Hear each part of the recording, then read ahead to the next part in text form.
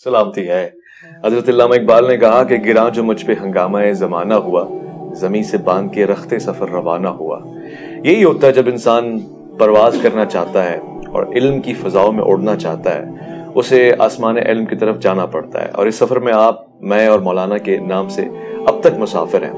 Engineer Mohammad Ali Mirza साहब किसी तारुफ के मोहताज नहीं है। दुनिया भर में हलचल मचाई हुई है और सिर्फ एक जगह पे बैठकर। इससे एक बात तो पता लगती है कि कोई किताबों को पढ़े और सही अंदाज से खंगाले तो उसका पैगाम चाहे एक मरकज और महवर से निकले, उफ़क़ आलम पे रोशन हो सकता है। मगर बहुत सारी तनकीद, बहुत सारे सवालात ऐसे हैं जो शायद आज के पॉडकास्ट के बाद आपका, मेरा, इंजीनियर साहब को देखने का ज़ाविया बदल दें, या हो सकता है कि हम खुद को बदल लें। अब एक नतीजे पे आएंगे। आज के इस प्रोग्राम में खुशामदीद करना चाहता हूँ इंजीनियर मोहम्मद अली मिर्ज़ा को। अस्सलाम वालेकुम वरहमतुल्लाह। जी वालेकुम अस्सलाम वरहमतुल्लाहि वबरकातुहू। वला हौला वला कुव्वता इल्ला बिल्लाह। अल्लाहुम्मा सल्लि अला मुहम्मद व अला आलि मुहम्मद। वैस भाई, वंस अगेन वेलकम आपको हमारी जेएलएम अकेडमी के अंदर। अल्लाह का नाम लेकर शुरू करें अपने सवालात। आपकी मोहब्बत और इल्म की तलब हमें यहाँ दोबारा लेकर आई है और यहाँ आके हमेशा से एक ऐसी फ़ज़ा हमें महसूस हुई है जिसको हम कह सकते हैं कि अल्हम्दुलिल्लाह ये पाकिस्तान है।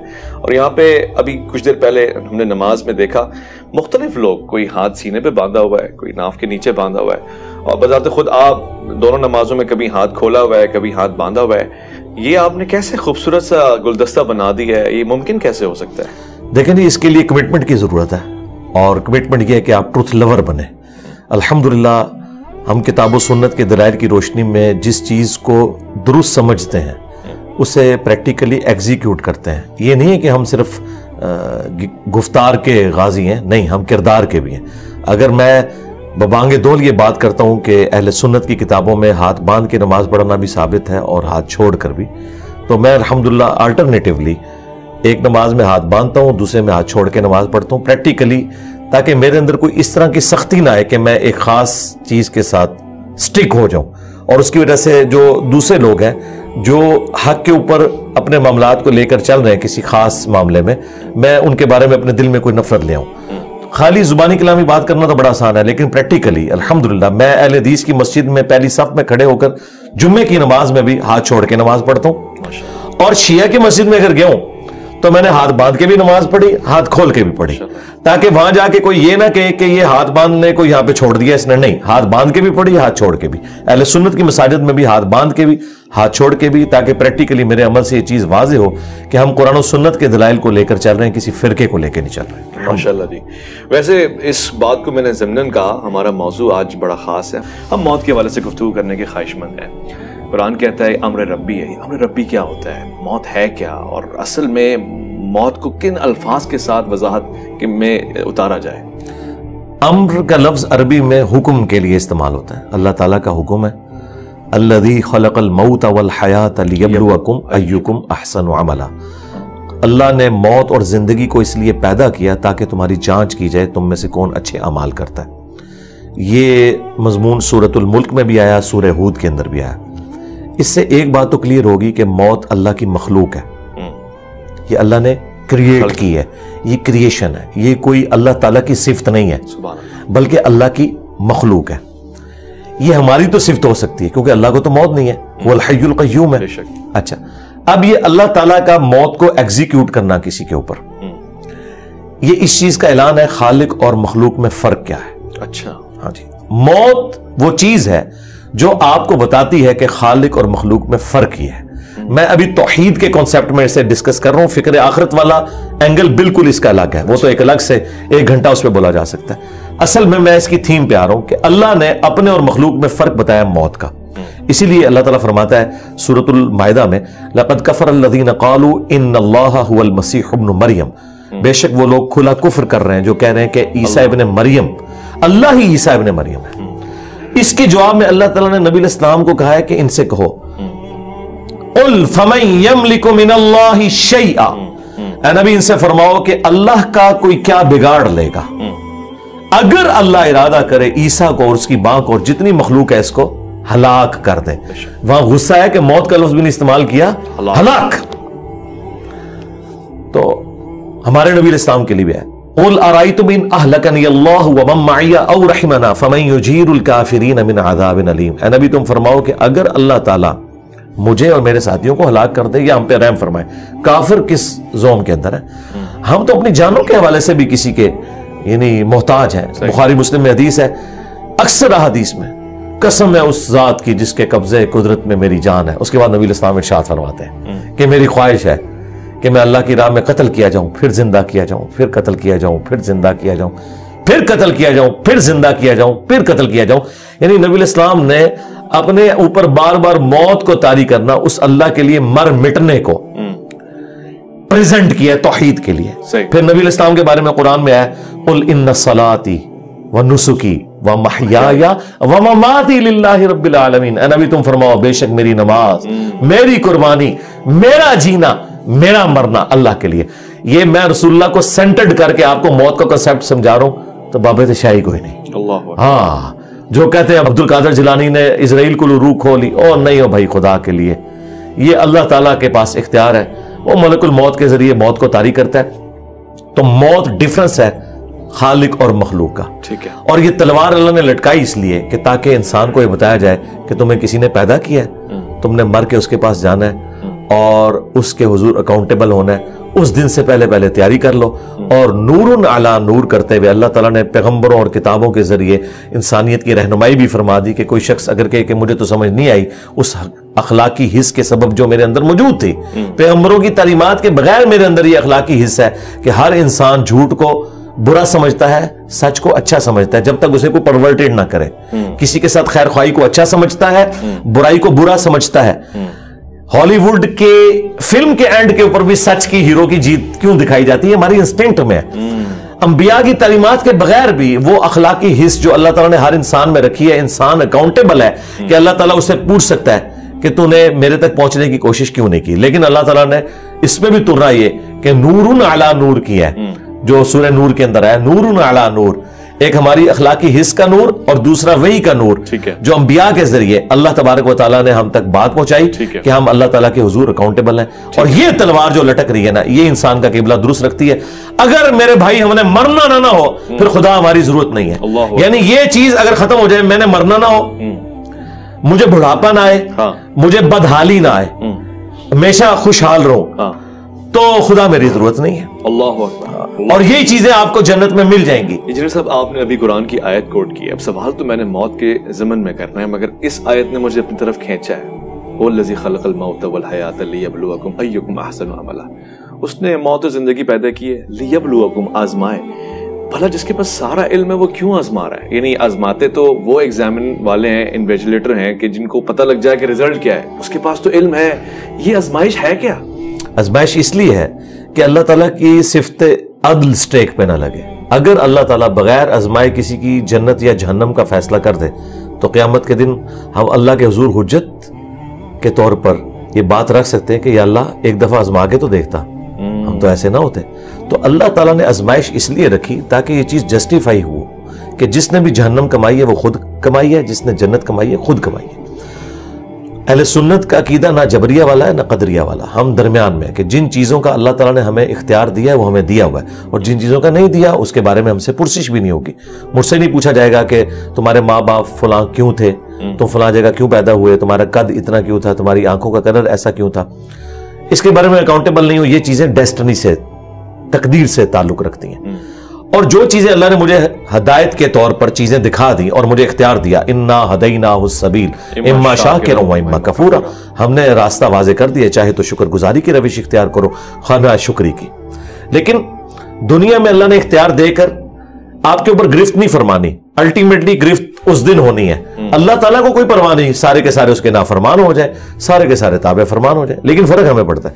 تو یہ اللہ تبارک و تعالیٰ نے جن اور انسان ایسی مخلوقات پیدا کی ہیں جنہیں اللہ نے اختیار دیا ہے. اچھا. اور انہیں نیکی اور برائی کا مادہ ودیت کر دیا. فرشتے وہ تھے کہ جنہوں نے رب کی چوائس سے اللہ کو چوز کیا تھا, اور ہم وہ خوش نصیب ہیں کہ ہم اپنی مرضی سے اپنے رب کو چوز کریں گے. اور اس میں میں بڑا بھاری جملہ بولتا ہوں کہ حضرت جبرائیل علیہ السلام اگر مجھے کہیں نا کہ انجینئر صاحب آپ میرے ساتھ اپنا ایمان ایکسچینج کر لیں, تو میں اپنا ایمان ایکسچینج نہیں کروں گا, کیونکہ میں نے اپنی ول سے اپنے رب کو چوز کیا ہے. یہ وہ کوالٹی ہے.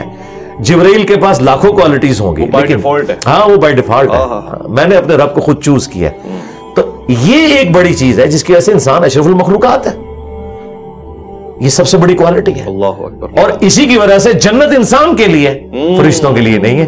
کیا بات ہے. دیکھیں اس پہ ایک اور میرا جملہ بڑا بھاری لے جائیں کہ انسان نے سب سے زیادہ نان سیریس گاڈ کو لیا ہوا ہے اور خدا کے لیے سب سے سیریس جو ہے نا وہ انسان ہے.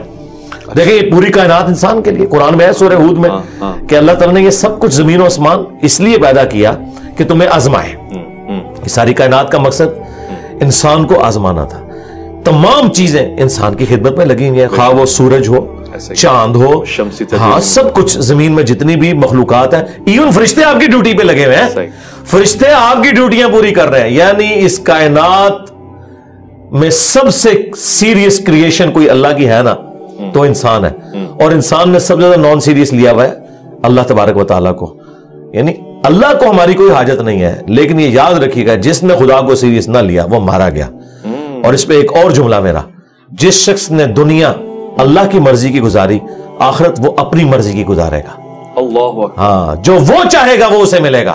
اور جس نے دنیا اپنی مرضی کی گزاری, وہ پھر آخرت اللہ کی مرضی کی گزارے گا. پھر اللہ اس کے ساتھ جو کرے گا وہ کرے گا. وَلِعَوْذُ بِاللَّهِ اللہم اجرنا من النار. آمین یا رب العالمین. اچھا مرزا صاحب, موت کی ہی گفتگو کو ہم مزید سمجھنا چاہیں گے. صحیح اسناد اور آپ کو میری زندگی کا یہ رخ بھی آپ کو نظر آیا؟ آپ نے تو مجھے اختلافی موضوعات پہ دیکھا ہے, میں ہر ٹاپک پہ بولتا ہوں. آپ میری قرآن کلاسز دیکھیں تو آپ ان تمام لوگوں کو, وائزین کو دیکھنا چھوڑ دیں گے جو آپ کو فکر آخرت کے اوپر باتیں کرتے ہیں. مجھے خوشی ہے اس بات کی اور توقع بھی یہی تھی. اور میں اپنے ناظرین کو یہ کہنا چاہتا ہوں کہ مجھے اس سے بھی زیادہ خوشی اس بات کی ہے کہ یہ تمام موضوعات عام طور سے یہ ایک مزاج ہے, روایت ہے, رسم ہے کہ ہمارے مہمان حضرات ہم سے سوال تک بھی منگوا لیتے ہیں کہ جی سوال ذرا اسٹڈی کر لیں, دیکھ لیں. تو پتہ نہیں مرزا صاحب کس چیز کا دعویٰ کریں گے, مگر الحمدللہ مزاج سلونی کا اثر مجھے نظر آ رہا ہے کہ جو کچھ ہے وہ فی البدی ہے اور فوراً سے جوابات بھی آ رہے ہیں. بہرحال اس سے آپ اتفاق اور اختلاف کر سکتے ہیں, میں کسی کی مریدیت کا قائل نہیں ہو رہا, میں بتا رہا ہوں کہ جو میں دیکھ رہا ہوں, جو شواہد ہے میرے سامنے. انجینئر صاحب, صحیح اسناد کی روشنی میں روح کیسے قبض ہوتی ہے؟ موت کے سفر کو کہاں سے شروع کیا جاتا ہے اور کہاں پہ ختم ہوتا ہے, اور موت کے بعد دوبارہ جی اٹھنا ہوتا ہے انسان کا عالم اسباب میں؟ عالم اسباب میں تو ممکن نہیں ہے. اب جو بندہ دنیا سے چلا گیا, سورہ یاسین کے اندر سورۃ الواقعہ میں آیا کہ جو دنیا سے چلا گیا اب وہ واپس دنیا میں نہیں آ سکتا. یہ تو اللہ تعالیٰ کا ایک ڈیوائن یونیورسل ٹروتھ ہے. عیسیٰ ابن مریم کے بارے میں قرآن میں رپورٹ ہوا ہے کہ وہ مردوں کو زندہ کرتے تھے, بس اتنا, اللہ کے اذن سے. وہ بھی ان کا ایک معجزہ تھا کہ جو میت رکھی ہے اسے کہتے تھے کم باذن اللہ, وہ زندہ ہوتی تھی. تو یہ بہت ایکسٹراڈنری واقعہ. پھر وہ لوگوں سے کہتے تھے بتاؤ اس کو میرے بارے میں کہ میں کون ہوں, تو وہ میت گواہی دیتی تھی کہ یہ اللہ کے رسول ہے. پھر وہ دوبارہ موت کی حالت میں واپس چلی جاتی تھی. یہ نہیں ہے کہ اس کی دوبارہ سے زندگی سٹارٹ ہو جاتی تھی, نہیں, اس طرح نہیں ہے. لہٰذا وہ جو مردوں کو زندہ کرنا ہے وہ وقتی طور پر ہے, دنیا سے اس کا ایگزٹ ہو چکا ہے. اچھا, دنیا میں نہ تو روحیں یہ گھروں میں آتی ہیں, یہ بالکل غلط بات ہے, نہیں آتی, نہیں, کہاں سے آنی ہے روحیں؟ تو قرآن میں واضح لکھا ہے کہ یا علیین میں ہے یا سجین کے اندر ہے. نیکوکاروں کی روحیں علیین میں اور سجین میں ہے بدکاروں کی. ہاں, آپ کی قبر یا عالم برزخ, خواہ وہ شیر کا پیٹ ہو یا ہوا میں راکھ کا بکھرنا ہو, ایئر کریش میں یا سمندر میں غرق ہونا ہو یا مٹی کی ڈھیری کے اندر ہو, یہ تمام عالم برزخ ہے. اس روح اور جسم کا ایک رشتہ برقرار ہے جو کہ ان سین بیریئر ہے. وہ قرآن میں ہے وَمِن وَرَائِهِمْ بَرْزَخٌ إِلَى يَوْمِ يُبْعَثُونَ, ان کے مرنے سے لے کر قیامت تک کے لیے ایک ان سین بیریئر ہے. اس کو آپ آبزرو نہیں کر سکتے, نہ کیمرے میں کیچ کر سکتے ہیں, کیونکہ اس دنیا کی چیز نہیں ہے. فرشتے آپ ڈیٹیکٹ نہیں کر سکتے. سائنس صرف فزیکل ورلڈ سے تعلق رکھتی ہے. عالم برزخ انبیاء کرام 1,24,000 کم و بیش بیت المقدس میں, صحیح مسلم میں آتا ہے, جمع ہوئے, نبی الاسلام نے امامت کی. لیکن مجھے بتائیں ایک شہر میں اس زمانے میں 1 لاکھ بندہ اکٹھا ہو جائے تو کیا وہ مسجد میں پورا آئے گا؟ تو ہلچل مچ جائے گی جی. لیکن کسی کو پتہ ہی نہیں چلا, کیونکہ وہ اس فریم آف ریفرنس میں بات ہی نہیں ہو رہی تھی. وہ ایک الگ دنیا ہے جو اس دنیا کے ساتھ تعلق نہیں رکھتی, اس کے اپنے رولز ہیں. اور اللہ تبارک و تعالیٰ نے وہ غیب کے پردے میں وہ ساری کی ساری چیزیں رکھی ہوئی ہیں.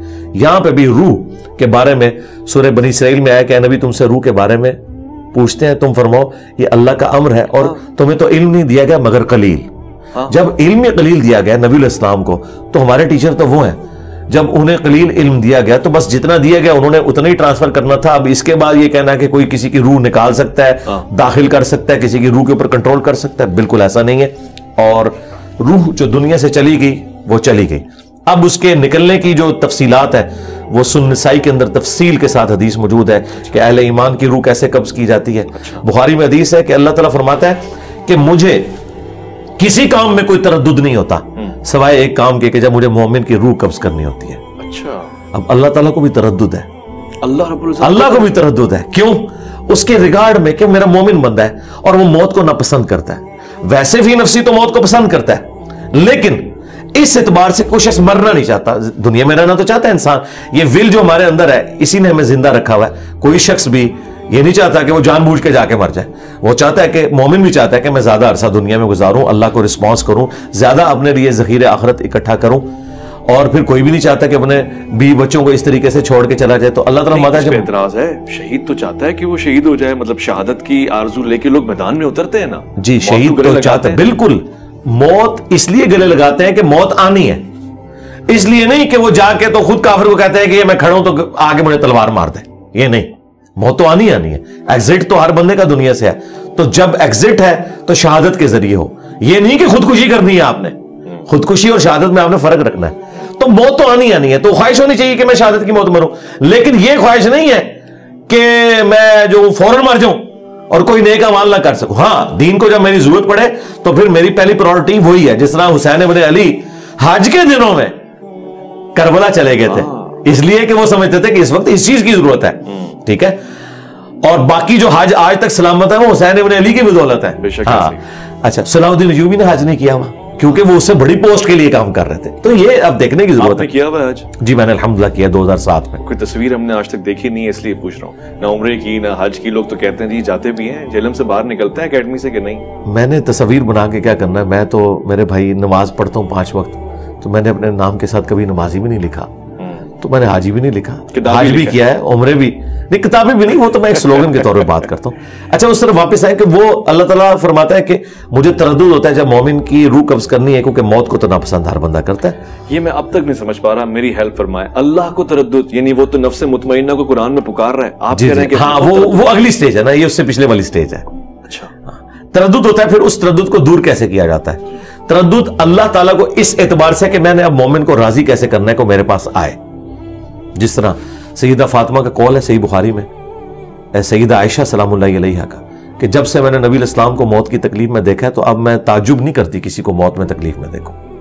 تو موت کی تکلیف سے تو نبی الاسلام کو بھی گزرنا پڑا ہے, یہ تکلیف تو ہے نا. ہاں بالکل. اچھا, وہ تکلیف سے تو گزرنا پڑا. پھر بخاری مسلم کے الفاظ ہیں, عائشہ کہتی ہیں نبی الاسلام کا جب آخری وقت تھا تو آپ علیہ السلام بار بار یوں نگاہ اٹھاتے تھے اور کہتے تھے اللہم رفیق الاعلیٰ, اے اللہ رفیق اعلیٰ. تو میں نے سمجھ لیا کہ نبی الاسلام کو اب اختیار دیا گیا, چاہے آپ دنیا میں رہیں چاہے اللہ کے پاس جائیں, کیونکہ آپ اپنے صحت مندی کے دنوں میں کہتے تھے کہ ہر نبی کو موت سے پہلے اختیار دیا جاتا ہے. وہاں پہ تردد اس لیے کہ مومن مرنا نہیں چاہتا. اچھا, ٹھیک ہے, ظاہر ہے وہ چاہتا ہے میں زیادہ سے زیادہ وقت دنیا میں گزاروں اللہ کے لیے. اچھا, موت کو تو ہر بندہ ناپسند کرتا ہے اس اعتبار سے. یہ تو اسے پتہ ہے کہ موت آنی ہے, لیکن جینے کی تو ہے. مثلا اگر ابھی یہاں پہ اچانک کوئی بم پھٹے تو آپ کیا شہید ہونے کے لیے تیار ہوں گے یا بھاگ دڑ کریں گے, سب کچھ کریں گے؟ کوئی بڑے سے بڑا ولی اللہ بھی بٹھائے اس کے سامنے بھی ایسے ہو, اس کی بھی آنکھیں بند ہوگی. ظاہر ہے کہ اللہ نے نیچرل رکھا ہے ہمارے اندر. ولی اللہ کے لیے تو کہہ رہے ہیں ان پہ خوف ہی نہیں ہے. ہاں, وہ خوف کون سا ہے؟ بلکہ یہودیوں کے لیے کہہ رہے ہیں ان سے کہو تمنا کرو موت کی, نہیں کریں گے. وہ آپ موت تک پہنچ نہیں دے رہے ہیں, میں اپنی بات پوری کر لوں نا, آپ راستے میں پکڑ لیتے ہیں. تو وہ اس میں اللہ تعالیٰ فرماتا ہے کہ پھر جب یہ موت کا وقت اس کا قریب آتا ہے پھر اللہ تبارک و تعالیٰ اسے راضی کرتا ہے. وہ ہے جو سورہ حامی میں سجدہ میں آیا کہ فرشتے ان پر نازل ہوتے ہیں, انہیں خوشخبریاں دیتے ہیں, انہیں جنت دکھائی جاتی ہے, جنت کی نعمتیں دکھائی جاتی ہیں, اس کی وجہ سے وہ اٹریکٹ ہوتا ہے. اچھا, اور ان نعمتوں میں اتنا محو ہو جاتا ہے, وہ کہتا ہے اللہ میں نے ادھر ہی جانا ہے. ابھی تک اس کا ایمان بالغیب تھا. اچھا, اب وہ دیکھ رہا ہے. اب وہ دیکھ رہا ہے. جب اس نے دیکھ لیا نا پھر وہ کہتا ہے کہ بھئی دنیا کی بیوی سے وہ مجھے جنت کی بیوی سوٹیبل ہے, اور وہی والی دنیا کی نعمتوں سے مجھے جنت کی نعمتیں سوٹیبل ہیں. اور وہ اللہ نے رکھا ہے ایسا. وہ تو دیکھیں بخاری مسلم کی حدیث ہے کہ میں نے اپنے نیکوکار بندوں کے لیے وہ نعمتیں چھپا رکھی ہیں جو نہ کسی آنکھ نے دیکھی, نہ کسی کان نے سنی, نہ کسی کے دل پہ اس کا کھٹکا بھی گزرا. بس وہ جب وہ دل پہ کھٹکا کیا وہ دیکھ لی, سن لی, پھر انسان کہتا ہے کہ نہیں اللہ میں وہیں جاؤں گا. دیکھیں جب تک آپ اس کیفیت سے گزر نہیں سکتے اس وقت تک آپ کو پتہ نہیں چل سکتا نا. وہ کیفیت جب آئے گی نا, اچھا پھر جب وہ انسان راضی ہوتا ہے نا پھر وہ کہتا ہے اللہ میں نے مرنا ہے, ورنہ کس کا دل کرتا ہے. اور قرآن میں اللہ تعالیٰ فرماتا ہے جب جو لوگ ریاکاری کرتے ہیں ان کی مثال دیتے ہوئے سورۃ البقرہ میں کہ تم امیجن کرو کہ تمہارے چھوٹے چھوٹے بچے ہوں اور اچانک تمہارے پہ موت کا وقت آ جائے تو تمہیں اپنے بچوں کی کتنی فکر لگ جائے گی. ٹھیک ہے, یہ اللہ تعالیٰ نے مثال بیان کی ہے اس اعتبار سے کہ جو نیکی اپنی ضائع کر, تو کوئی شخص بھی نہیں یہ چاہے گا کہ وہ اپنے بچوں کو اس حال میں چھوڑ کے مرے کہ ان کا پیچھے پرسانے حال کوئی نہ, اور اچانک ایک ہوائی جھکڑ یا کوئی آگ کا بگولا آئے اور تمہارے اس باغ کو ہلاک کر دے اور پیچھے چھوٹے چھوٹے بچے چھوڑ کے مرو. یہ اللہ نے ہمارے اندر رکھی ہے, یہ کوئی عیب والی چیز نہیں ہے, یہ عیب والی چیز نہیں ہے زندگی سے محبت کرنا. یہ اللہ تعالیٰ کی ریکوائرمنٹ ہے, اسی کی وجہ سے, ورنہ تو لوگ خودکشی کیوں نہ کر لیں. ہم خودکشی کیوں نہیں کرتے, ہم جینا چاہتے ہیں. نہیں لیکن علی بھائی یہ بات سمجھ نہیں لگی, پوری زندگی ہم نے فلسفے میں یہی پڑھا لالچ بری بلا ہے. آپ کہہ رہے ہیں اینڈ ٹائم پہ لالچ دی جائے گی اور جنت دکھائی جائے گی. حضرت علی کہہ رہے ہیں کہ میں اس کی عبادت لالچ پہ نہیں کرتا, اس لیے کرتا ہوں کہ عبادت کے لائق ہے. یہ حضرت علی کی طرف تو ایک غلط بات ہی منسوب ہے, ہم تو اسے نہیں مانتا. یہ قرآن کے بالکل خلاف ہے. قرآن میں واضح ہے سورہ السجدہ میں کہ ہمارے نیک بندے خوف اور امید دونوں کے ساتھ اپنے رب کو پکارتے ہیں. یہ ایک کوالٹی ہے مومن کی. کیوں؟ جنت کا لالچ شیطان نے دیا یا اللہ نے؟ وہ لالچ ہی کہلائے گا. جی لالچ, طمع قرآن میں طمع کا لفظ ہے. اب ہمارے ہاں لفظ ایک بدنام ہو گیا, سود. ہم ربا کے لیے بول رہے ہوتے ہیں, سود کوئی نیگیٹو ورڈ تو نہیں ہے, سود مند نہیں استعمال کرتے آپ اردو میں, تو وہاں تو آپ اس کا نفع لے رہے ہوتے ہیں مطلب.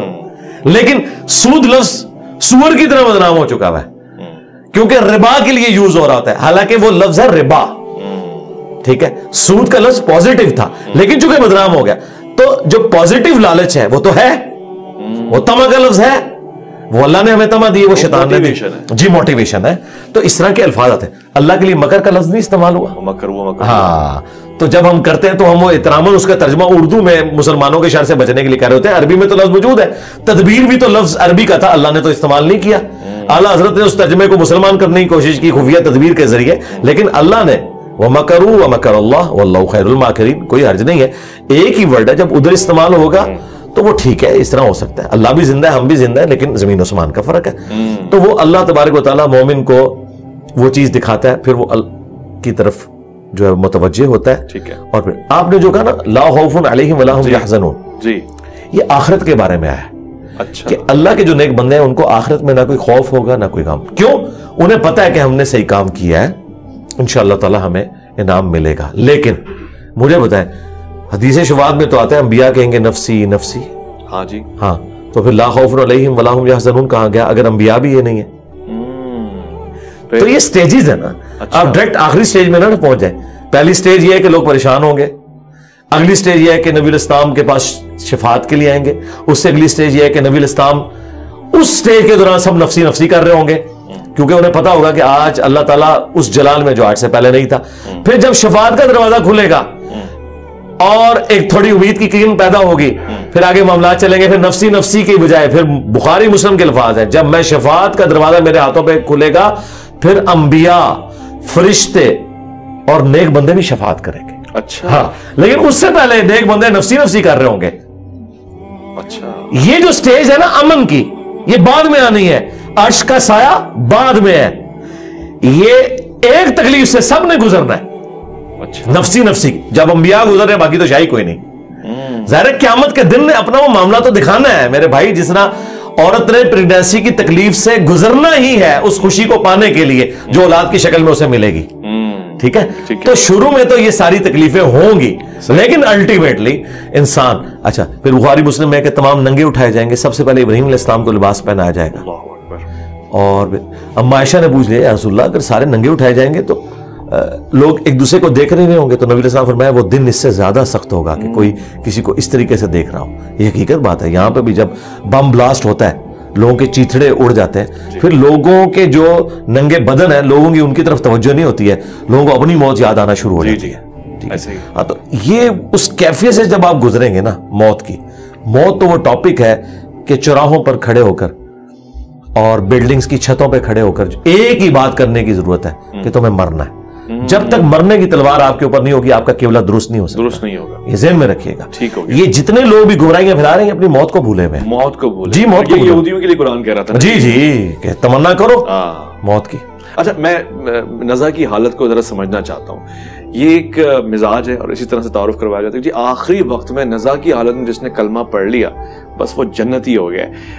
کیا پتہ ایسا ہی ہو. آپ وضاحت فرمائیں جی آخری وقت میں نزا کی حالت میں کلمہ پڑھ لینے سے سارے اعمال پس پردہ چلے جاتے ہیں؟ نہیں اس طرح نہیں ہوگا میرے بھائی. یہ آؤٹ آف کانٹیکسٹ چیزوں کو پیش کرتے ہیں. اس طریقے سے تو بخاری مسلم میں ہے کہ جس نے صدق کے دل سے گواہی دی لا الہ الا اللہ محمد رسول اللہ وہ جنت میں جائے گا خواہ وہ شراب پیتا ہو چوری کرتا ہو زنا کرتا ہو. تو یہ اس طریقے سے نہیں ہے یعنی اپنے اعمال کا عذاب بھگت کر. یہ اس کے اندر امپلائیڈ ہے. کیوں؟ دوسری طرف بخاری میں حدیث ہے کہ میری ساری امت جنت میں جائے گی سوائے اس کے جس نے جنت میں جانے سے انکار کیا. خود ہی انکار کیا. صحابہ نے کہا کہ من ابا یا رسول اللہ, کس نے کون انکار کرے گا؟ آپ نے فرمایا جس نے میری اطاعت کی وہ جنت میں جائے گا اور جس نے میری نافرمانی کی اس نے خود ہی انکار کر دیا. یعنی زبان حال سے انکار کر دیا. شستہ اردو میں اس کے لیے لفظ ہوگا گویا کہ اس نے انکار کر دیا. یعنی ویسے تو وہ کہہ رہے ہیں میں نے جنت میں جانا ہے لیکن اس کے کرتوت نہیں جنت میں جانے والے.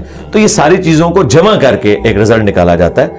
نزا کی جو تکلیف ہے وہ مومن نے بھی کاٹنی ہے, منافق نے بھی کاٹنی ہے, کافر نے بھی کاٹنی ہے. بخاری مسلم کے جب الفاظ ہیں, عائشہ کہتی ہیں کہ جب سے میں نے نبی علیہ السلام کو نزا کی تکلیف میں دیکھا ہے میں تعجب نہیں کرتی, لیکن وہ تکلیف جھیلنا آسان ہو جائے گا اہل ایمان کے لیے. اچھا جھیلنا آسان ہو جائے گا, وہ دکھا دیا جائے گا. ہاں وہ دکھا دیا جائے گا. آہستہ آہستہ سارے معاملات اس کے لیے سیٹل ڈاؤن ہو جائیں گے. ظاہر دنیا میں تکلیف تو ہوتی ہے میرے بھائی, آپریشن کی بھی تکلیف ہوتی ہے, لیکن وہ ایک چیرا جو لگتا ہے نا آپ کو وہ ایک لمبے آرام کے لیے ہوتا ہے, اس کے بعد سکون ہو جاتا ہے. تو یہ بہرحال ایک ایگزٹ تو ہے دنیا میں اللہ تعالیٰ نے, اور اللہ تعالیٰ ثابت قدم کرے گا.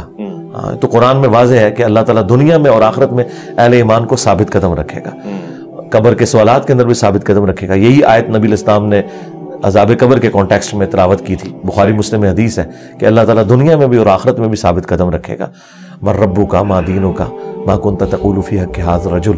یہ ان ساری چیزوں میں اب بات سے بات نکل آتی ہے. میں بڑا معذرت خواہ ہوں, تمام احادیث میں صرف ایک ہی حدیث میں یہ 3 سوالات مجھے سنائی دیے ہیں. ویسے صرف اللہ کے رسول کے بارے میں سوال ہے اور یہ 3 جو ہے ایک ہی صحابی سے روایت ہے.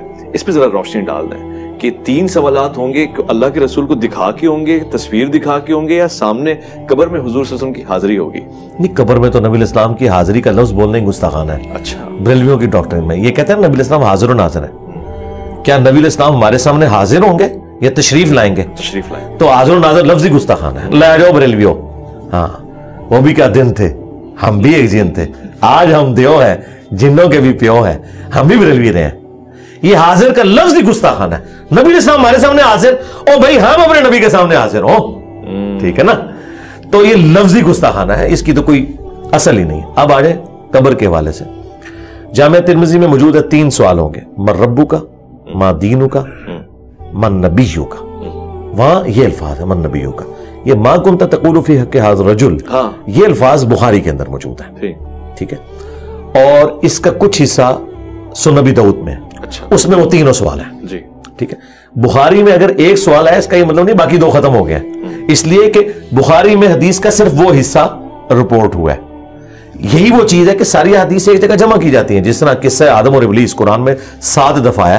کچھ الفاظ ایک سورت میں, سورۃ الاعراف تفصیلی ہے, سورہ حجر اور سورہ صاد یہ تفصیلی مقامات ہیں, لیکن مختصر مقامات بھی ہیں. سورۃ البقرہ مختصر ہے, سورہ بنی اسرائیل مختصر ہے, ٹھیک ہے, سورہ طٰہٰ مختصر ہے. کچھ الفاظ وہاں پہ ہیں, کچھ وہاں پہ نہیں موجود, سب کو جمع کیا جائے گا. تو یہ 3 سوال جو ہے بیسیکلی 4 سوال ہیں. اچھا کیفیت آپ بتا رہے تھے کہ جب پوچھا جائے گا اللہ کے رسول کے بارے میں, ہاں وہ میں ادھر تو بعد میں پوچھوں گا نا. سب سے پہلے تو پوچھا جائے گا تیرا رب کون. صحیح ہے. تو جو مؤمن ہے تو وہ کہے گا ربی اللہ, اور دین میرا اسلام ہے, اور نبی علیہ السلام کے بارے میں کہے گا وہ محمد رسول اللہ صلی اللہ علیہ وسلم. وہ تو اللہ کے رسول محمد ہے صلی اللہ علیہ وسلم. دنیا کی کسی حدیث کی کتاب میں یہ موجود نہیں ہے کہ نبی علیہ السلام تشریف لائیں گے یا آپ کی شکل مبارک دکھائی جائے گی. اچھا یہ انہوں نے خود ڈیٹیکٹ کیا ہے. وہ کہتے ہیں جو یہ ہاذا کا سیگا نا, تو ہاذا کا لفظ جو ہے وہ اس کے لیے استعمال ہوتا ہے جو سامنے موجود ہو. جی ہم کہتے ہیں بالکل آپ کی بات غلط ہے. کیوں؟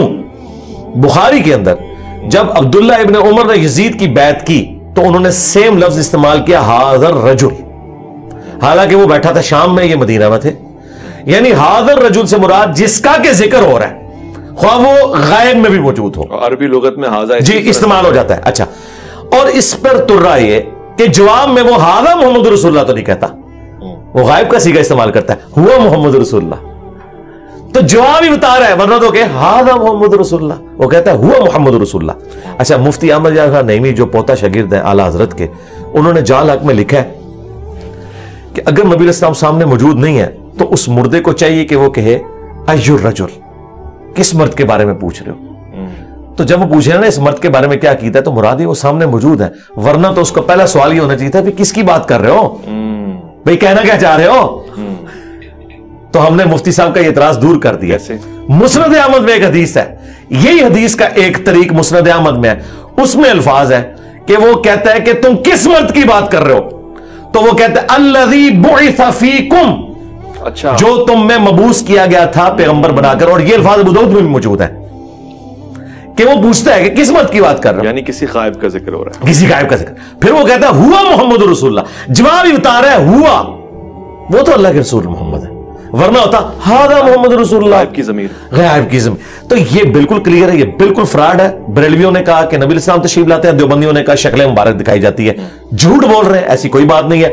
और हम आपको दलील एक और देते हैं, बुखारी मुस्लिम में हदीस है, एक हबशिया औरत थी जो मस्जिद नबवी की सफाई किया करती थी, फौत हो गई, सहाबा किराम ने रात को जनाजा पढ़ के उसे दफना दिया। चंद दिन गुजरे, नबी इस्लाम ने कहा वो औरत मैं नहीं देख रहा। उनका या रसूल अल्लाह, वो तो फौत हो गई। हाँ, फरमाया तुमने मुझे नहीं बताया।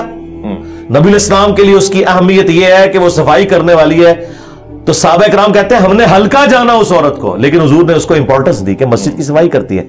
आपने कहा मुझे उसकी कब्र पे लेके जाओ। आप कब्र पे गए, बुखारी मुस्लिम के अल्फाज है, आपने जनाजा पढ़ा दोबारा खुद, और वापस पलट के आपने फरमाया ये कब्रें अंधेरों में डूबी हुई थी, अल्लाह ताला ने मेरे जनाजा पढ़ने की बरकत से इन्हें नूर से भर दिया। अच्छा, सुभान अल्लाह का मतलब यह है कि वो काफिरों की कब्रें नहीं थी, काफिर की कब्र में नूर नहीं आ सकता। मुसलमान की कब्रें उस जमाने में अंधेरे से भरी हुई थी, और आज लोग कह रहे हैं जो कुछ भी है तेरे महबूब की उम्मत से। भाई महबूब के जमाने के लोग भी अगर काम गलत करेंगे तो अंधेरों में डूबी हुई होंगी, तुझी तो शाही कोई नहीं। हाँ, अगली बात, नबी इस्लाम अगर उसकी कब्र में खुद तशरीफ ले गए थे तो आप साहबा से कहते कि हाँ हाँ यार वो 3-4 दिन पहले फौत हुई थी, मैं कब्र में गया था, तो तुमने मुझे बताया क्यों नहीं। तो आपने तो ये बात नहीं की, आपने तो कब्र की जगह भी उनसे पूछी है। तो अगर आप कब्र में गए थे तो आपको पता होता ना मैं कब्र में गया था। ये सब कुछ झूठ है। इवन नबी इस्लाम जो ख्वाब में आते हैं ना, ये भी नबी इस्लाम को नहीं पता होता मैं किसी के ख्वाब में क्या हूं, ये अल्लाह ताला दिखाता है। मतलब आप मेरे ख्वाब में है तो आपको क्या पता होगा, ये एक अल्लाह का डिपार्टमेंट ही अलग है। और नबी में तो फर्क है ना जी, जो फर्क, हाँ वो आगे चले ना, वो फर्क मैं आपको बता देता हूं क्या है कि आपकी शक्ल में शैतान भी आ सकता है। हाँ, उनकी शक्ल में शैतान भी आ सकता, लेकिन ये कहना कि नबी इस्लाम खुद आ जाते हैं, तो आप मुझे बताएं जो मुस्नद अहमद में हदीस है, मैं सुबह से करबला में अब हुसैन उसके साथियों का खून जमा कर रहा हूं, तो क्या प्रैक्टिकली नबी इस्लाम वहां करबला में गए थे? ये एक शबी है, एक तमसील के तौर पर दिखाया जाता है, इसका उससे कोई ताल्लुक नहीं है। वरना नबी इस्लाम को अल्लाह ताला ने बार बार इस तकलीफ से गुजारना है कि आप इस्लाम को लाइव मंजर दिखाया जाए कि आप ये देखें ये हो रहा है, नहीं। ये उम्मत की तालीम के लिए ये ख्वाब इब्न अब्बास को दिखाया गया कि नबी इस्लाम तकलीफ में है हुसैन इब्न अली की वजह से। ये नहीं कि नबी इस्लाम को अल्लाह ताला ने मुझे बताया, नबी इस्लाम क्या अपनी पूरी जिंदगी उम्मत का गम खाते रहे, अब वफात के बाद भी उन्होंने ये गम खाना है कि करबला के लिए 50 साल बाद उन्हें कब्र से निकाल के तो करबला में लाया जाए कि देखें एक एक बच्चे का लाशा आपके सामने उठे। ये तो इंतहाई गुस्ताखाना अकीदा है। ये एक तमसील है जो दिखाई गई है उम्मत को समझाने के लिए कि नबी इस्लाम का दिल दुखा है हुसैन की शहादत से, बस इसका ये कतल मकसद नहीं कि वहां आप खुद करबला में मौजूद थे। ख्वाब एक अलग से डिपार्टमेंट है, उसका कोई लेना देना नहीं फिजिकल लाइफ के साथ, वो एक जरिया है गैब की खबर पहुंचाने का। सब इसकी साथ। अच्छा, इससे भी अगली फकी ले रहे हैं। कुरान में है कि हजरत इब्राहिम ने कहा कि इस्माइल मैंने देखा मैं तुम्हें जबा कर रहा हूं जी, तो जबा तो को नहीं किया, ख्वाब देखा था। ख्वाब देखा, अच्छा। और इस्माइल इस्लाम ने नहीं कहा कि जी हजरत मैं भी आपके ख्वाब में मौजूद था, मैं जबा हो रहा था, उनको भी नहीं पता। ये तमसील होती है। वो तो कह रहे हैं ना कि ख्वाब मनाम है, ख्वाब है मनाम है, तो यहाँ भी मनाम की बात हो रही है। कब्र वाली बात में वो ख्वाब नहीं कह रहे, कौन सी तशरीफ लाते हैं? नहीं, मैं बात कर रहा हूँ जो ये ख्वाबों में कहते हैं ना कि नबी इस्लाम आए हैं तो फिजिकली आप आ गए हैं, या आपको भी पता है, मैं उसकी बात कर रहा हूँ। तो टॉपिक ही अलग है ना, वो तो मैंने आपको बता दिया ना। नबी इस्लाम ने क्यों नहीं कहा कि हाँ 3 दिन पहले मैं उसकी कब्र में गया था, वो अफशिया औरत जो फौत होगी, हाँ मुझे पता चला, तूने आपने पूछा वो किधर है, انہوں نے کہا کہ وہ تو فوت ہو گئی. آپ نے کہا مجھے کیوں نہیں بتایا؟ تو نعوذ باللہ آپ یہ کہنا چاہ رہے کہ نبی اسلام کوئی ایکٹنگ کر رہے تھے؟ نعوذ باللہ نہیں, ایسی بات نہیں. لوگ کہتے ہیں جی بعض اوقات پوچھنے کا ہر دفعہ یہ مقصد نہیں ہوتا کہ میں لا علم ہوں. مثلا خدا اس کے لیے کوئی کرائن ہاتھ میں کیا ہے جی, اس میں کرائن ہونے چاہیے نا. یہاں پہ کوئی کرائن نہیں ہے نا, اس میں کرائن نہیں ہے نا. اچھا اس پہ بھی آپ مجھ سے لے لیں. یہ سلونی والی بات کرتے ہیں, اس میں الفاظ ہیں جب تک میں ممبر پہ موجود ہوں تم مجھ سے جو پوچھو گے میں بتاؤں گا. ہمارا عقیدہ ہے کہ نبی الاسلام جتنی دیر ممبر پہ تھے اللہ تعالیٰ کی غیبی تائید تھی کہ اب آپ سے جو بھی سوال پوچھے گا ہم آپ کو اسی وقت اس کا جواب سکھائیں گے تاکہ آپ اپنی نبوت کو اسٹیبلش کریں. صرف ممبر پہ؟ جی ممبر پہ, اس لیے کہ نبی الاسلام نے کہا جب تک میں ممبر پہ موجود. اب آپ پوچھیں گے اس کی دلیل, جی دلیل اس کی ہے بخاری مسلم میں حدیث ہے. نبی الاسلام نے کہا جب میں معراج سے واپس آیا تو کافروں نے مجھ سے ایسے ایسے سوالات کیے کہ مجھے ان کے جواب نہیں آتے تھے. یہ الفاظ ہیں بخاری مسلم کے. اور میں اتنا پریشان ہوا کہ اعلان نبوت کے بعد کبھی اتنا پریشان نہیں ہوا تھا کہ میں ان کے سوالوں کے جواب ہی نہیں دے سکتا. وہ کیا پوچھ رہے تھے؟ بتاؤ بیت المقدس کے کتنے دروازے ہیں, باہر کون سے کلر کا پینٹ ہوا ہے, کتنی سیڑھی ہیں. جو شخص ایک رات میں گیا ہے اور وہ بھی برزخی طور پہ, وہ اتنی ساری چیزوں کا حساب کیسے رکھ سکتا تھا؟ تو بخاری مسلم کے الفاظ ہے جب انہوں نے سوال کیے مجھے جواب نہیں آ رہے تھے, میں اتنا پریشان ہوا کہ مجھے جھوٹا کہیں گے. اللہ تعالیٰ نے اسی وقت بیت المقدس کو اٹھا کے میرے سامنے کر دیا. اللہ اکبر. وہ پوچھتے جاتے تھے میں بتاتا جاتا تھا. یہ وہ عقیدہ ہے ہمارا کہ جب اللہ چاہتا ہے نا اس وقت دکھایا جاتا ہے. ہر وقت ہر چیز کا علم. یہ اللہ چاہتا ہوں یعنی اس کی چاہت پہ مبنی ہے نا. یہ جو چاہت ہے نا یہ عقیدہ کفر ہے. اچھا جی, اس لیے کہ قرآن میں وَلَا تَقُولُوا عَلَى اللَّهِ إِلَّا الْحَقِّ, اللہ پہ مت کوئی عقیدہ منسوب کرو سوائے اس کے کہ جو حق پر مبنی ہو. میں نے جو عقیدہ منسوب کیا اس کی میں نے آپ کو پریکٹیکل مثالیں دے دی کہ نبی السلام کو تھوڑی دیر پہلے اپنی نبوت کے بارے میں ہوا کہ یہ جھٹلائیں گے. اللہ نے یہ ساری مثالیں میں نے دی کہ اللہ تعالیٰ وقتی طور پہ وہ چیزیں دکھاتا تھا. اچھا پھر قرآن میں بھی جو سوالات آپ سے پوچھے جاتے تھے اس سے پہلے آپ کو قرآن کہہ رہا ہے کہ اس سے پہلے آپ کو نہیں پتا تھا کہ یوسف علیہ السلام کس طرح مصر پہنچ کے ہم نے جواب دیا. یہ تو ہمارا عقیدہ ہے. یہ ان کا جو عقیدہ ہے کہ ہر وقت ہر چیز کا علم ہوتا ہے اور سب کچھ عطا کر دیا ہے, یہ کس آیت اور حدیث میں لکھا ہوا ہے؟ یہ من گھڑت عقیدہ. ہم نے تو اپنے قائد کے دلائل رکھ دیے. اس کے اوپر جذباتی ڈاکٹرن کھڑی کرنا کہ جی آپ فیتا لے کے تو ناپ رہے ہوتے ہیں نبی کے علم کو, نہیں. قرآن جگہ جگہ کہہ رہا ہے کہ تم سے قیامت کے بارے میں پوچھتے ہیں, ٹھیک ہے, تم اللہ کے پاس ہے. یہ ہے جی وہ علم جو نہیں ہے نبی کے پاس. اچھا آپ بھی مانتے ہیں کہ نبی اسلام کے پاس قیامت کا علم نہیں قرآن کی روح سے؟ وَيَقُولُونَ مَتَىٰ هَٰذَا الْوَعْدُ, نہیں علم غیب تو ہم مانتے ہیں, الگ موضوع چلا گیا. وَيَقُولُونَ مَتَىٰ هَٰذَا الْوَعْدُ إِن كُنتُمْ صَادِقِينَ قُلْ إِنَّمَا الْعِلْمُ عِندَ اللَّهِ. ایک چیز میں نے ثابت کر دی نا, آپ کی ڈاکٹرین ٹوٹ کی ماں کا نام یکون کی, کیونکہ آپ نے کہا ہر چیز کا علم ہے. قرآن کہہ رہا ہے کہ اے نبی تم سے قیامت کا اس طرح پوچھ رہے ہیں جس طرح تم دھاگ لگا کے بیٹھے ہوئے ہو. تم فرماؤ اس کا علم تو اللہ کے پاس ہے. اللہ جب جسے چاہے گا ظاہر کر دے گا. قرآن پورے کا پورا یہ کہہ رہا ہے کہ قیامت کا علم نبی الاسلام کو نہیں دیا گیا بلکہ نشانیاں صرف بتائی گئی ہیں. نہ سن بتایا گیا, نہ تاریخ بتائی گئی, نہ یہ بتایا گیا کہ کتنی انسانیت پیریڈ گزارے گی تو قیامت آئے گی. یہ تو ایک واضح چیز قرآن میں آئی ہے نا, اس کا انکار تو کفر ہے نا. لیکن آج آپ بریلویوں سے پوچھیں, جال حق میں مفتی احمد خان نعیمی سے جب پوچھا گیا بھی بتاؤ یہ قیامت تو نکلا ہے نا, تم کہہ رہے تو فیتا تو اللہ نے مار دیا. تو اس نے کہا کہ یہ رسول اللہ کی محبوبیت کا تقاضا ہے کہ مرنے سے پہلے اللہ تعالیٰ نے حضور کو قیامت کا بھی بتا دیا ہوگا خود سے. وَلَا تَقُولُوا عَلَى اللَّهِ إِلَّا الْحَقِّ, یہ کذاب اللہ کے اوپر جھوٹ باندھتے ہیں. ٹھیک واضح ہو گیا. آپ نے شہیدوں کا ذکر کیا اور ظاہر موت کا ہمارا موضوع ہے. شہادت اس سے جڑی ہوئی ہے, گویا زندگی سے زیادہ جڑی ہوئی ہے. قرآن بھی یہ کہتا ہے یہ زندہ ہے ان کو مردہ نہ کہو. اب یہ کون سا فیس ہے؟ یہ برزخ کا کوئی فیس ہے یا شہید کس طرح سے زندہ ہے, رزق کس طرح سے حاصل ہو رہا ہے؟ یہ ڈیفائن کرتے ہیں صحیح کلیئر معنوں میں, کیونکہ اس کو ہم مردہ تو نہیں کہہ سکتے. ہاں جی, یہ اس کو بھی پہلے کلیئر کر لیں. جو مردہ اسے مردہ کیوں نہیں کہا جائے گا؟ قرآن یہ نہیں کہنا چاہ رہا. اگر اس کا مطلب یہ ہے تو مجھے بتائیں صحیح بخاری میں 4 جگہ تفصیلی خطبہ ہے سیدنا ابو بکر کا, من کانا یعبد محمدن فإن محمدن قد مات. جو کوئی تم میں محمد کی عبادت کرتا تھا جان لے محمد مر گئے. تو حضرت ابو بکر صدیق نے تو کہا ہے کہ نبی الاسلام مر چکے ہیں, حضور شہید ہوئے. ایک ٹاپک لادہ ہو گیا, ادھر ہے نا, ادھر ہے. نبی الاسلام تو افضل ترین شہید ہے. جی آپ شہید ہیں, آپ شہید ہیں. بخاری میں موجود ہے کہ اے عائشہ جو خیبر کے موقع پہ مجھے زہر دیا گیا تھا وہ میری رگیں کاٹ رہا ہے. نبی علیہ السلام کو آنری طور پر اس شہد کو عود کروا کے شہادت کی موت دی گئی. یعنی آج یہ بات کلیئر ہو جائے نا کہ جی سب کے نزدیک ہے نبی علیہ السلام شہید ہوئے ہیں, جی شہید ہوئے ہیں, لیکن یہ آنری شہادت ہے. یہ وہ والی شہادت نہیں ہے کہ میدان جنگ میں آپ شہید ہوئے ہوں. کیوں؟ وہاں اللہ کا ڈیوائن رول ہے کتب اللہ لأغلبن انا ورسلی, یہ میری بات طے پا چکی ہے کہ میں اور میرے رسول غالب رہیں گے. اگر عیسیٰ ابن مریم قتل ہو جاتے ہیں نا یہودیوں کے ہاتھوں تو ان کی تو رسالت فارغ ہو جاتی, کیونکہ رسول تو خود دھمکی لگاتا ہے, خود قتل ہو جائے تو پھر تو مخالف جیت کے. اس لیے رسول جب بھی دھمکی لگاتا ہے نا اس کے مخالف قتل ہوتے ہیں, وہ نہیں قتل ہوتا. نبی علیہ السلام بھی قتل نہیں ہوئے, آپ کو آنری طور پہ شہادت دی گئی ہے 4 سال بعد اس زہر کا اثر واپس لا کے. انبیاء لیکن قتل ہوئے, یحییٰ علیہ السلام جی وہ ہوئے. اچھا اب ادھر واپس ہیں جہاں سے ہم نے بات سٹارٹ کی. شہید ڈاکٹر طالب قادری صاحب نے ایک تقریر میں جذبات میں کہا کہ نبی کو مردہ کہنے والوں تم مر جاؤ.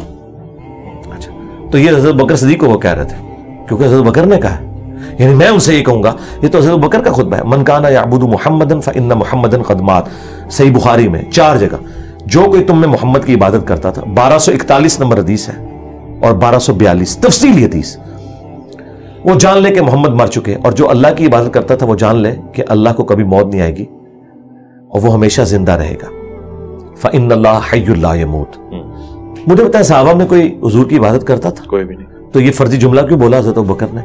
توحید کو اسٹیبلش کرنے کے لیے, کیونکہ انہیں پتا تھا کہ اس کائنات کا سب سے بڑا شرک جیزس کرائسٹ کے نام کے اوپر ہوا ہے. رسول اللہ نے بھی جیزس کرائسٹ بن جانا تھا پارٹ 2 اگر حضرت ابوبکر یہ خطبہ نہ دیتے, اور یہ انہوں نے نبی علیہ السلام سے ڈیڈکٹ کیا تھا. صحیح بخاری میں حدیث ہے, میری شان کو اس طرح بلند نہ کرنا جس طرح نصارہ نے اپنے پیغمبر کو بڑھا دیا, میں اللہ کا بندہ اور اس کا رسول ہوں, مجھے اللہ کا بندہ اور اس کا رسول کہنا.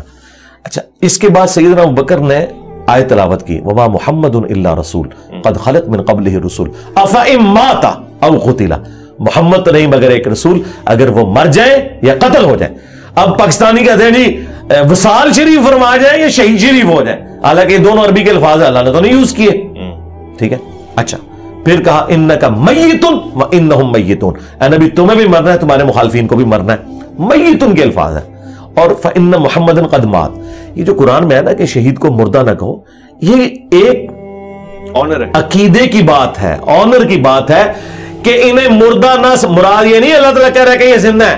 اگر زندہ ہے تو پھکا لے لے, شہید کی بیوہ نکاح کیوں کرتی ہے, وہ تو پھر زنا کر رہی ہے. صحیح ہے, کلیئر ہو گیا. ہاں اچھا یہ آنر ہے. یہ آنر کیا ہے کہ وہ اللہ کے حضور زندہ ہے, اس میں الفاظ ہے وہ اللہ کے حضور زندہ ہے اور اسے رزق بھی دیا جاتا ہے, اور لیکن ساتھ آیا وَلَٰكِن لَا تَشْعُرُونَ, تمہیں شعور نہیں ہے. تو ان ظالموں نے کیا کیا, شعور کیا. انہوں کا شہید زندہ ہے, تو جب شہید زندہ ہے تو زندہ سے آپ مانگ سکتے ہیں, تو ہم اس لیے مانگتے ہیں شہیدوں سے. ہم کہتے ہیں کہ پہلے تو یہ بتاؤ کہ شہید کی بیوہ نے نکاح کیوں کیا ہے, وہ تو بدکاری کر رہی ہے. وہ کہتے ہیں نہیں وہ اور چیز ہے. تو یہ آنرری چیز ہے جی, آنر والی چیز ہے. اچھا نبی کی جو بیوہ سے نکاح نہیں ہوتا نا, اس کے پیچھے شہادت والا ایشو نہیں ہے, وہ اس لیے کہ وہ نبی کا پروٹوکول ہے. وہ پروٹوکول ہے کہ وہ امت کی ماں ہے. النبی اولی بالمؤمنین من انفسہم وازواجہ امہاتہم, وہاں پہ یہ والا معاملہ نہیں ہے. ورنہ اگر یہ والا معاملہ نہ ہوتا تو وہاں پہ بھی اجازت ہو جاتی. لیکن وہ اللہ تعالیٰ نے کہا سورہ احزاب میں کہ اللہ کے نزدیک یہ بہت بڑا گناہ ہے کہ تم رسول اللہ کی وفات کے بعد ان کی کسی بیوی کے ساتھ شادی کرو. یہ آنری طور پہ دنیا اور آخرت میں تمہاری نبی کی بیوی ہے. یہ ہے اصل میں چیز.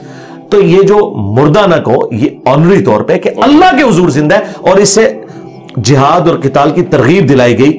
کہ یہ کافر کہتے تھے نا, جو سورہ آل عمران میں آیا نا کہ جب غزوہ احد کے موقع پر لوگ شہید ہوئے تو ان کا اگر ہمارے بھائی ہماری بات مان لیتے تو وہ شہید ہی نہ ہوتے, قتل ہی نہ ہوتے. تو اللہ تعالیٰ اگر تمہاری موت بھی لکھی ہوتی تم اپنی مقتل گاہوں کی طرف کھینچے چلے آتے.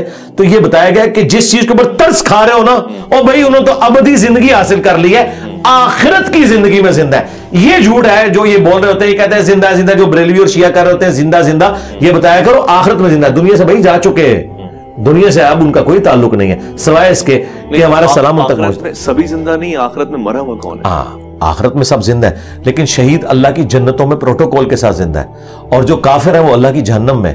یہ فرق ہے. دونوں جگہوں پہ ان کو رزق مل رہا ہوگا, زندگی کی علامت ہے رزق. نہیں, رزق جو مل رہا ہے نا جی, اللہ نہ کرے اس طرح کا رزق کسی کو ملے جو جہنمیوں کو مل رہا ہے. ان کو تو قرآن میں آیا ہے کہ وہ زخموں کا دھون اور پیپ مل رہا ہے. اس رزق کو نہ کمپیئر کریں. رزق تو ہے نا, رزق آخرت کا ہے. آخرت کا آج قبر رسول آپ کھودیں, شہید کا پروٹوکول سرکار ایک منٹ, آج قبر رسول کھودیں, آپ کیا سمجھتے ہیں کہ نبی الاسلام وہاں پہ کھا پی رہے ہوں گے بیٹھ کے, یا اٹیچ بات ہوگا؟ میں نے ایسا نہیں کہا. ایسا نہیں ہوگا. آپ ویسے لیٹے ہوں گے جیسے لیٹے ہوئے تھے, وہ برزخ میں. ایسا بھی نہیں کہا, مجھے اس کا بھی اعتراض نہیں. اس کا تو ہمیں پتہ ہے نا کہ نبی الاسلام ویسے ہی ہیں, جو بخاری میں موجود ہے. آیات میں موسیٰ علیہ السلام نماز پڑھ رہے تھے قبر میں جی, وہ تو آج موسیٰ علیہ السلام میں کسی بھی پیغمبر کی قبر کھودیں وہ ویسے ہی ہوں گے. وہ برزخی معاملہ ہے, وہ تو وہاں پہ بیت المقدس میں بھی تھے, وہ برزخ کا معاملہ ہے. وہ آپ کے اس فریم آف ریفرنس کی چیز نہیں ہے. ٹھیک ہے, وہ صحیح مسلم میں حدیث ہے, وہ قائم یصلی فی قبری, وہ اپنی قبر میں نماز پڑھ رہے تھے, بالکل ٹھیک ہے. اس سے طے ہو گیا کہ قبر کے معاملات الگ ہیں, لیکن وہ اس دنیا کے ساتھ تعلق نہیں رکھتے کہ آپ اگر کسی کی قبر کھودیں تو آپ کسی کو نماز پڑھتے ہوئے آبزرو نہیں, یہ نبی علیہ السلام کو یہ آبزرو کرتے ہوئے دکھایا گیا. میرا قیاس ہوا نا, نہیں قیاس نہیں, یہ تو عقیدہ ہے ہمارا. ٹھیک ہے, یہ عقیدہ ہے. قبر کھود کے تو نہیں دیکھا گیا نا؟ نہیں, قبر کھود کے نہیں دیکھا, لیکن ایک تو ہوا نا صحیح بخاری میں حضرت عمر کا پاؤں نکلایا تھا 70 سال کے بعد, تو وہ لوگوں نے استغفار پڑھنی شروع کر دی. صحیح بخاری کے اندر موجود ہے یہ حدیث کہ نبی علیہ السلام کا پاؤں مبارک نکلا ہے. پھر عروہ ابن زبیر کو بلایا گیا, انہوں نے کہا حضرت عمر کا پاؤں ہے, پھر وہ پاؤں اندر کر کے تو دوبارہ سے قبر مرمت کی گئی. اب مجھے بتائیں, ایک زندہ بندے کا پاؤں ایسے باہر نکلا ہو اور وہاں جھمگٹا لگا ہو تو اپنا پاؤں نہیں سمیٹ لے گا. حضرت عمر نے اپنا پاؤں خود تو اندر کو نہیں کیا. اس طرح کی کوئی انبیاء کی بات کر رہے تھے. نہیں, میں آپ کو بتا رہا ہوں نا کہ ظاہر ہے کہ انبیاء کرام علیہ السلام کا جو پروٹوکول ہے, بعض اصحاب رسول کو, اللہ کے نیک بندوں کو, اہل البیت کو بھی حاصل ہے. میں آپ کو اس کی ایک مثال دے رہا ہوں کہ وہ ذہین ہے. انبیاء کا پروٹوکول سب سے الگ ہے. نہیں, وہ الگ ہے, نبی جڑا شے کوئی نہیں ہے, مجھے بالکل ٹھیک ہے, وہ اعلیٰ ترین درجہ ہے, ظاہر ہے. مجھے بتائیں, انبیاء جنت الفردوس میں جائیں گے نا, اور انبیاء کرام کے جو پیروکار ہیں سچے وہ بھی جنت الفردوس میں جائیں گے, تو آپ کیا کہیں گے, دونوں برابر ہو گئے؟ وہ علین میں بس جنت الفردوس تو ایک ہے نا, اس میں آگے درجہ آتا ہے. یہاں پہ بھی شہید بھی زندہ, انبیاء کرام بھی زندہ, صحابہ کرام اہل بیت بھی آخرت کی زندگی میں زندہ, لیکن ان کے پروٹوکولز کا فرق ہے. یہ آپ نے ذہن میں رکھنا. ہاں, اور مجھے یہ بتائیں, یہ بریلوی جو کہتے ہیں کہ وہ نہیں, میں یہ کلیئر کروں گا, یہ وہ کہتے ہیں کہ جی وہ 2 یہودی نبی علیہ السلام کی قبر کھود کے تو لاش نکالنے کی کوشش کر رہے تھے, خواب والی بات. جی خواب میں. تو نبی علیہ السلام کیا نور الدین زنگی کے محتاج ہیں اپنی جو ناش مبارک کی حفاظت کے لیے؟ اللہ تعالیٰ انا کفیناک المستہزئین ہے, تو وہ ادھر سے حفاظت کیوں کروائی گئی؟ بالکل جعلی واقعہ, اس کی کوئی سند نہیں ہے, جھوٹ ہے یہ. اچھا, بالکل ٹھیک ہو گیا. اچھا, موت کے سلسلے میں ایک بڑا دلچسپ سوال ہے, شہادت کے حوالے سے تو آپ نے بیان فرما دیا, فقہی سوال ہے اور اس پہ ذرا روشنی ہو جائے کیونکہ مختلف مکاتب فکر میں مختلف آراء ہیں. مرنے کے بعد یعنی میت کے لیے شوہر بیوی کا جو ازدواجی رشتہ ہے, یعنی اس کے لیے محرم ہونا کس طرح سے ثابت ہے نہیں ہے؟ مطلب وہ غسل دے سکتا ہے اپنی بیگم کو؟ جی کیوں نہیں دے گا. یہ حنفیوں نے ایک ڈھکوسلا کیا ہے کہ جی وہ نکاح ٹوٹ جاتا ہے, بیوی تو اپنے شوہر کو غسل دے سکتی ہے, وہ کہتے ہیں شوہر نہیں دے سکتا اگر اس کی بیوی مر جائے. وہ کہتے ہیں نکاح ٹوٹ گیا. بھائی نکاح کہاں سے ٹوٹ گیا؟ وہ آخری وقت میں جب مری ہے تو اسی کی بیوی ہے. نکاح یہ تو کوئی اور کر سکتا ہے, وہ تو اس کی بیوی کی حیثیت سے مری ہے. مجھے بتائیں, قرآن کہہ رہا ہے کہ میاں بیوی ایک دوسرے کا لباس ہے. ہاں, لباس کا اور میرے جسم کا کوئی پردہ نہیں ہے. سب سے سوٹیبل کوئی اگر پرسنالٹی ہے نا اپنی بیوی کو غسل دینے کے لیے تو مرد ہی ہے. اس سے زیادہ تو کوئی اس کا پردہ رکھنے والا ہی نہیں ہے. یہ انہوں نے ایک جذباتی چیزیں جو ہے مشہور کر دی ہوئی ہیں. اچھا, سیدہ فاطمہ کو غسل کس نے دیا ہے؟ حضرت علی کرم اللہ. ہاں, تو وہ شوہر نہیں تھے. اور یہ صحیح ہے جی, یہ مانتے ہیں, خود ہمیں بتا دیں, سندے چھوڑ دیں, سندوں کی بحثیں ہم سے کوئی نہ کرے. اب یہ تو وہ واقعات میں خود بیان کرتے تھے, یہ سندیں تو ہمارا مسئلہ ہوتی ہیں. المستدل للحاکم میں یہ حدیث موجود ہے, یہ چھوڑ دیں. یہ ہمیں سناتے تھے کہ جی حضرت فاطمہ کا وہ پردہ تھا کہ مولا علی نے خود غسل دیا, ان کے تو برنا جسم کو کسی عورت میں نہیں دیکھا. اور ظالموں, اس میں سے یہ رزلٹ نہیں نکلتا تھا کہ ان کے شوہر تھے تو نکاح ٹوٹ نہیں گیا تھا آپ کے بقول, تو یہ پھکا ہے. اور پھر حضرت ابوبکر صدیق رضی اللہ عنہ نے بھی اپنی بیوی کو غسل دیا ہوا ہے. ٹھیک ہے, تو یار یہ خدا کے لیے اللہ سے ڈر جائیں. یہ اس قسم کی جو باتیں مشہور کرتے ہیں, مطلب پتہ نہیں کہاں سے انہوں نے باتیں نکال دی ہیں. ہم تو ان باتوں کو بالکل درست نہیں سمجھتے. بیوی بھی اپنے شوہر کو دے سکتی ہے, شوہر بھی دونوں دوسرے کو دے سکتے ہیں. ٹھیک ہوگی. اچھا, یہ بہت سے لوگ پوچھتے ہیں جنت میں یہی بیویاں ملتی ہیں یا ہو رہے کچھ الگ فریم کی ہوتی ہیں, کیٹیگری الگ ہوتی ہے, یا پھر یہ کہ وہ جو کہا گیا غلام اور مخنث ان کی کوئی تعداد ہوتی ہے؟ دیکھیں, یہ وہ لوگ باتیں کر رہے ہیں جن کا جنت میں جانے کا کوئی پلان نہیں ہے. پلان نہیں. ہاں, اور نظر بھی آ رہا ہے کہ شاید یہ جنت میں جانے میں کامیاب بھی نہ ہو. اور جو بیچارے جنت کی فکر میں ہے نا, وہ اس طرح کے سوالات نہیں کرتے, وہ تیاری میں ہے. اور یہ میں آپ کو جو بتا رہا ہوں, یہ جملہ کسی کو شاید بھاری لگ رہا ہو, قرآن میں بھی لکھا ہے. اللہ تعالیٰ ہمارا ہے کہ جو لوگ آخرت پہ ایمان نہیں رکھتے وہ نبی سے بار بار پوچھتے ہیں قیامت کب آئے گی, سورہ شورا میں. اور جو قیامت پہ ایمان رکھتے ہیں وہ ڈرتے رہتے ہیں کہ یہ آ ہی نہ جائے. اللہ اکبر. ٹھیک ہے نا. تو ہمیں اس طرح کی باتوں سے نہ کوئی انٹرسٹ ہے کہ ہم ان کے اندر کوئی تفصیلات میں جائیں اور چسکے لیں. اس کے لیے آپ طارق جمیل صاحب سے رابطہ کریں. ہم آپ کو اجمالاً کہتے ہیں کہ جو قرآن میں آیا کہ جنت میں ہر وہ چیز ہے جس کی تم خواہش کرو گے. اچھا, ہاں, یہ کیٹاگوریکل ہے. ہر وہ چیز ہے جس کی تم خواہش کرو گے. یہ कैटेगोरिकल जुमला है। तो जो आप ख्वाहिश करते हैं अल्लाह ताला वो आपकी ख्वाहिश को पूरा करते हैं। कराची रहने वाला अगर ख्वाहिश करे कि मैं इंजीनियर मिर्जा के साथ पड़ोसी हो जाऊं और जेलम वाला भी जन्नत में ख्वाहिश करे तो वो ख्वाहिश पूरी हो जानी है। जेलम वाला तो ये ख्वाहिश करेगा कि रसूलुल्लाह के साथ हो, ना उसे कराची वाले से है, ना बरेली वाले से, ना देवबंद वाले से। ख्वाहिश की बात है ना, कोई भी ख्वाहिश करे ना।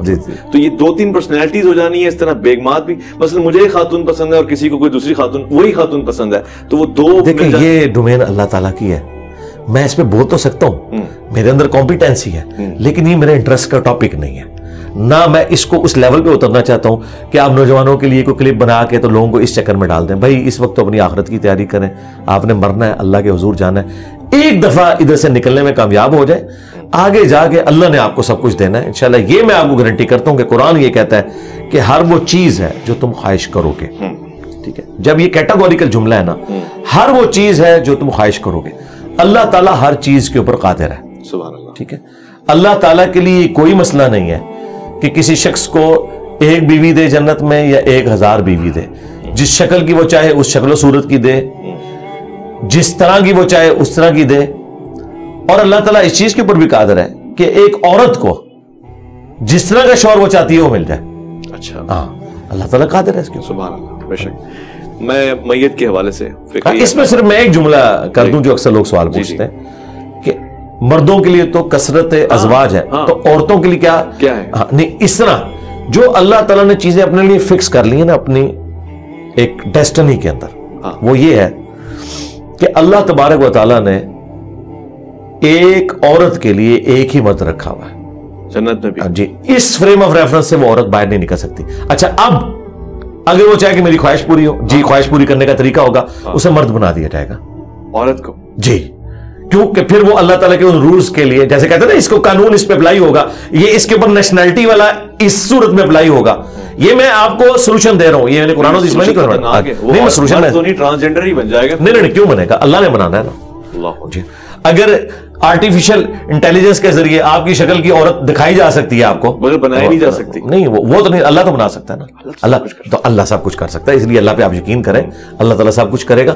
तो अगर कोई औरत कहेगी ना कि मुझे मर्द ज्यादा चाहिए, तो ठीक है, ये चीज तो अल्लाह ताला की आप रूल के तौर पे नहीं तोड़ सकते कि अल्लाह ताला ने एक औरत के लिए एक ही मर्द रखा है। अब अगर कोई औरत कहती है जी मुझे जो है वो ज्यादा इस तरह की ख्वाहिश है, तो ठीक है, फिर वो अल्लाह के उस पहले रूल को टेस्ट के अंदर आएगी कि वो अल्लाह की ख्वाहिश पे उसे मर्द बनाया जाएगा, उसके बाद जितनी मर्जी औरतें रहे। अल्लाह के उस चीज से आप बाहर नहीं जा सकते ना, वो अल्लाह के अपने रूल्स हैं। मैंने सोल्यूशन आपको दे दिया, ये मौजूद है।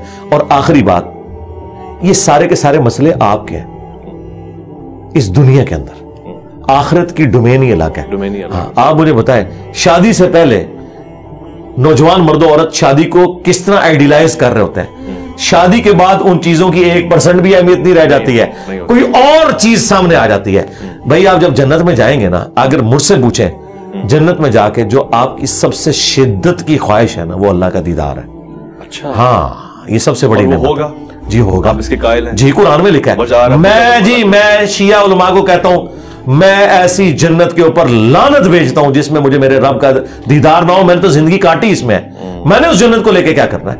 ये रद्दी की टोकरी में इनका अकीदा फेंकना चाहिए जो ये कहते हैं कि दीदार नहीं होगा। दूसरी तरफ ये आपको कहानियां कराते हैं कि मौला अली उस वक्त सजदे से सर नहीं उठाते थे जब तक अल्लाह को देख ना ले, फिर कहते हैं नहीं वो दिल की आंखों से देखते थे। तो देखना तो साबित हो गया ना, बकौल तुम्हारे भी। ये तुम्हारी टेंशन है कि इन आंखों से या दिल की आंखों से दीदार इलाही नहीं है ना, तो सरकार हम ऐसी जन्नत के ऊपर लानत भेजते हैं। अल्लाह, अगर अल्लाह का दीदार नहीं है। ये खूबसूरत मौजू है, दिल नहीं कर रहा मगर वाइंड अप मैंने करना है और इस सवाल की तरफ मैंने आना है।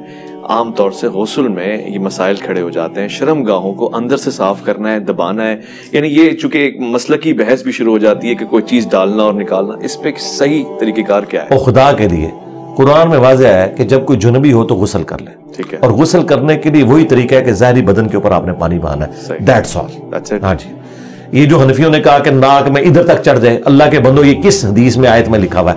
ये हदीस से लेके आते हैं तो वो तरीका है, वो जो तरीका बयान कर रहे हैं वो तो मुझे बताएं कुरान में वुजू तो चेहरे से शुरू हो रहा है, बुखारी मुस्लिम में वुजू जो है कुल्ली और नाक से शुरू हो रहा है, तो जस्ट सुन्नत है। असल वो है कि चेहरे से 4 फराइज है, चेहरा, दोनों हाथ कोनियों समेत, सही है, सर का मसा और पांव को धोना, اور مسا بھی ثابت ہے، دونوں چیزیں وہ الگ سے لفظ مسا ہے. جی وہ ایک زیادہ ٹیکنیکل بحث ہے، میں اس طرف نہیں جاتا، پھر اور چیز شروع ہو جائے گی فی الوقت میں. اور قرآن میں ہے کہ جب تم جنبی ہو تو تم نے غسل کرنا ہے. اور غسل عرف عام میں جسے غسل کہا جاتا ہے وہ یہ ہے کہ آپ نے ظاہری بدن جو سامنے نظر آ رہا ہے اس کے اوپر پانی بہانا ہے، بس ظاہری بدن کے اوپر. ٹھیک ہو گیا. تلقین کی کیا حیثیت ہے شریعت میں؟ مردے کو تلقین کرنا، اسے کچھ سنانا ثابت ہے؟ کوئی ثابت نہیں ہے، یہ صوفیاء کی گھڑی ہوئی خرافات ہیں. جی قبر کے اوپر کھڑے ہو کے آپ اذان دیں، انگلی رکھ کے کریں. حدیث میں صرف یہ ملتا ہے، سنن ابی داؤد کے اندر حدیث ہے، جب اپنے بھائی کو دفنا چکو تو قبر میں سوالات کی استقامت کے لیے دعا کرو، بس یہ چیز ہے. آپ نے قبر پہ کھڑے ہو کے دعا کرنی کہ اے اللہ اسے قبر کے سوالات میں استقامت نصیب فرما، بس. اذان نہیں دینی قبر؟ نہیں، اذان کوئی ثابت نہیں ہے. اذان جنازے کی نماز کی اذان نہیں ہے تو قبر کی اذان کہاں سے آ جائے گی؟ لاجیکلی سپیکنگ کہ جو نماز ہے جنازے کی اس کی اذان تو کوئی نہیں ہو رہی ہے، اور جہاں نماز بھی کوئی نہیں، قبر پہ صرف دعا کرنی، اس کی اذان کہاں سے آ گئی؟ ہمارے ایک چاہنے والے پوچھ رہے تھے کہ کیا حضور پاک صلی اللہ علیہ وآلہ وسلم نے کبھی کسی غیر مسلم کا جنازہ پڑھایا ہے؟ نہیں، کبھی نہیں پڑھایا. منافق کا پڑھایا تھا، غیر مسلم کا نہیں پڑھایا. وہ بھی قانوناً چونکہ مسلمان تھا اس لیے پڑھایا، اور بعد میں اس سے بھی منع کر دیا گیا سورہ توبہ میں. نہ تو آپ نے کسی منافق کی قبر پہ کھڑے ہونا ہے، نہ اس کے لیے دعا کرنی. غیر مسلم کا جنازہ نہیں پڑھایا کیونکہ جنازے کے اندر آپ دعائیں مغفرت کرتے ہیں، اور سورہ توبہ کی آیات ہے کسی نبی اور کسی اہل ایمان کے لیے شایع نہیں کہ چاہے اس کا کوئی قریبی رشتہ دار بھی کفر کی حالت میں مرا ہو کہ اس کے لیے دعا کرے. جب دعا نہیں کی جا سکتی تو جنازہ تو دعائیں مغفرت ہے، وہ ہو ہی نہیں سکتی. ماشاءاللہ واضح ہو گیا. بہت بہت شکریہ انجینئر محمد علی مرزا صاحب، آپ نے ہمیشہ ہماری رہنمائی فرمائی اور بہت ہی آسان انداز سے. زرمن پروگرام کو آپ نے دیکھا اور بہت ہی ایک خوبصورت سا جائزہ آپ نے موت، عالم موت، پھر برزخ، اور اس کے بعد یہاں تک کہ ہم قبر تک بھی پہنچے.